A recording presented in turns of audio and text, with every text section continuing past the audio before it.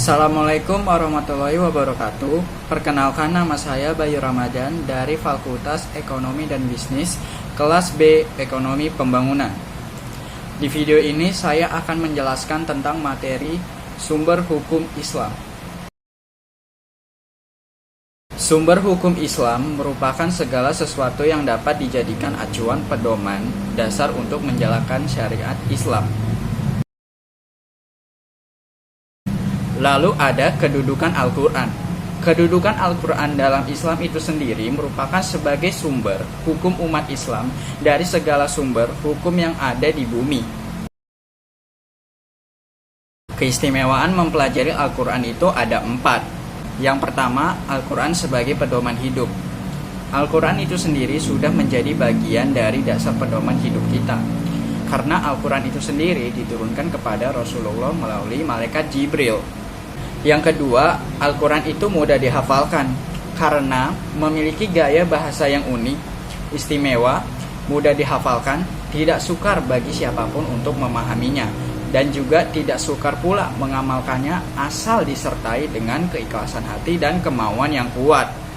Yang ketiga, Al-Quran itu tidak hanya mengajarkan hubungan manusia dengan Allah SWT, yang artinya Al-Quran itu ayatnya tuh bukan hanya mengatur hubungan manusia dengan Tuhan saja, melainkan juga mengatur hubungan manusia dengan manusia lainnya, serta hubungan manusia dengan alam sekitarnya.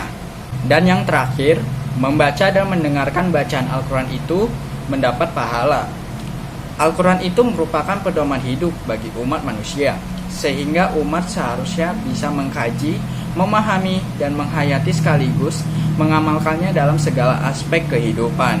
Keutamaan mempelajari Al-Quran itu sendiri ada 6. Yang pertama, memberikan petunjuk serta kemudahan kepada umatnya. Yang kedua, mengajarkan ibadah paling agung dan diangkat derajatnya. Yang ketiga, mendapat balasan berupa kebaikan yang berlipat. Yang keempat, mendatangkan kebaikan dan ditemani malaikat. Yang kelima, mendatangkan rahmat dan membuat hati merasa tentram. Yang terakhir, mendapat syafaat di hari akhir. As-Sunnah merupakan jalan, peraturan, cara yang dibiasakan atau cara yang terpuji, atau lebih umumnya kita sebut dengan hadis yang mempunyai beberapa arti, yaitu qorib artinya dekat, jodid artinya baru, dan kobar artinya berita atau warta. Pembagian as-sunnah itu sendiri ada 3. Yang pertama, sunnah qauliyah.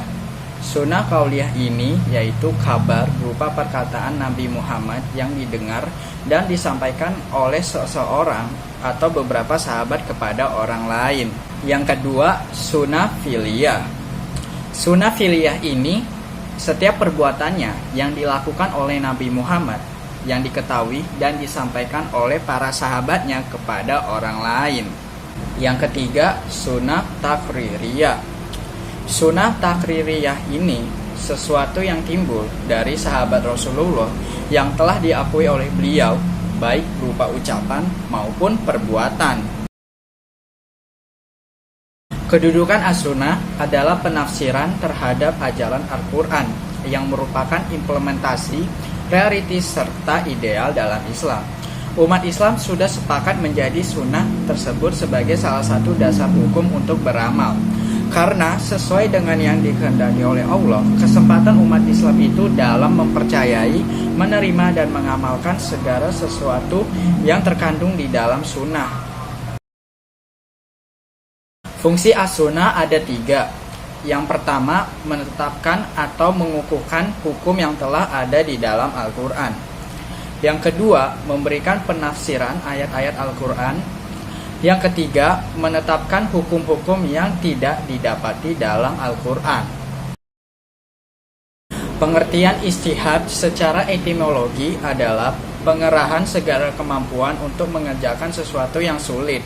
Lalu secara terminologi adalah penelitian dan pemikiran untuk mendapatkan sesuatu yang terdekat pada kitabullah dan sunnah rasul atau yang lainnya. Kedudukan ijtihad bisa dikatakan sejajar dengan hukum Islam lainnya, yaitu Al-Quran dan Sunnah.